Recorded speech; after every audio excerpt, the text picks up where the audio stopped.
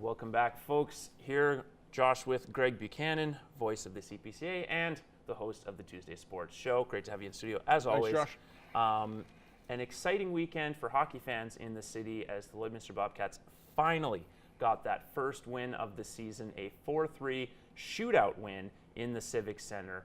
Almost a near disaster considering how the game started out. Yeah, it could have been bad. Fort Mac is always a tough team, and it looked like the Bobcats are going to fall behind the 8-ball. They were up 3-1 in the third, a chance to finish it off, and they really couldn't finish them off.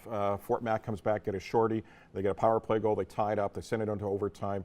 Bobcats get a big overtime shootout win. You hate to see them go 0-4 to start the season, but it almost worked out that way. But good to see the Bobcats. Now they go to Drayton Valley tomorrow night. Then they have a showcase event in Camero. So it's good to see the Bobcats get a little confidence. This is still a young team that still needs to learn a few things, including how to finish off a team.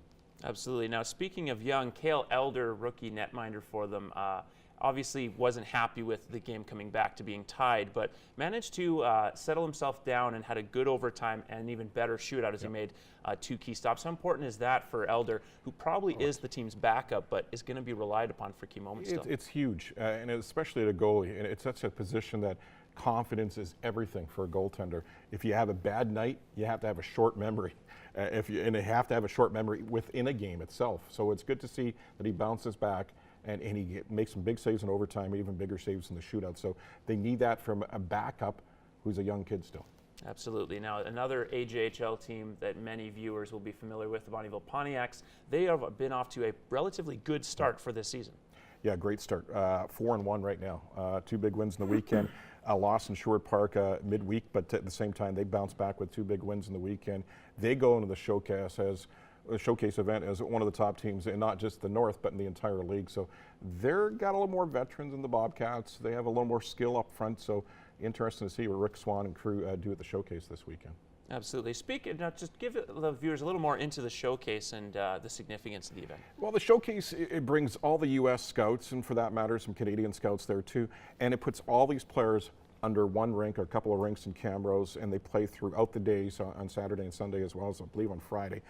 So it gives an opportunity for a lot of scouts to see a lot of teams in that short span of 3 days. They see all the teams in the league, and the Saskatchewan Junior Hockey League does the same thing. So it's going around through all the different leagues across Canada that they're doing this, and the bottom line is to try to get kids to that next level, and it's been very successful. Yeah, and hopefully that will be the case again this year with plenty of excitement at the showcase. And we'll be back in an hour with more on Primetime Local News. And we're back with Greg Buchanan on the Primetime Local News set, talking sports though, and exciting weekend in local sports with 2 of the top football programs in the province, the Holy Rosary Raiders and the Lloyd Comp Barons, set to do battle. The border battle is back and going down this Friday evening at Holy Rosary High School. Exciting event for the entire community. Yeah, more than anything, you have 2 of the best high school football teams in the entire province. You have Lloyd Comp ranked #1 in Tier 2, and they have been head and shoulders above every team they played against. And they played against some pretty good teams. Bev Facey has won, Hunting Hills and Red Deer, they beat them right in Hunting Hills.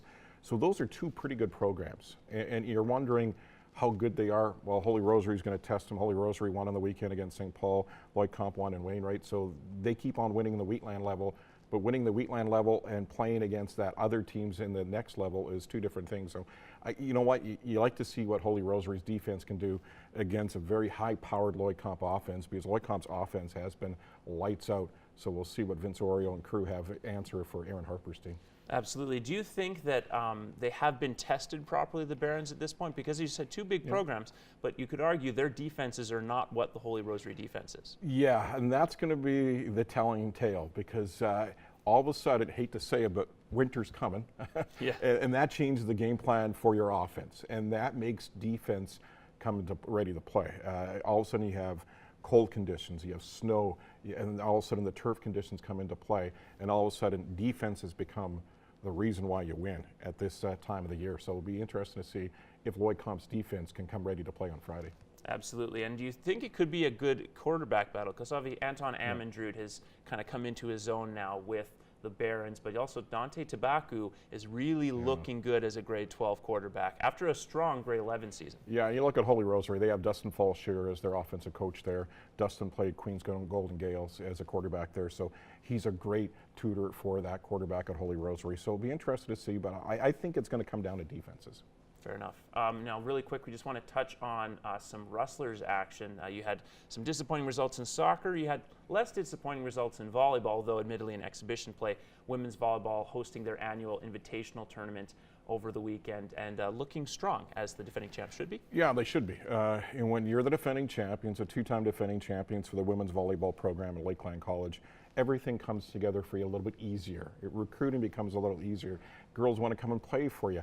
At the same time, you have to come ready to play because everybody that you play against knows what you've done for the last 2 years. So at the early part of the season, it's more of a feeling out, more of a conditioning kind of aspect for the team. So they look good in the weekend and look for more of the same this year from the girls.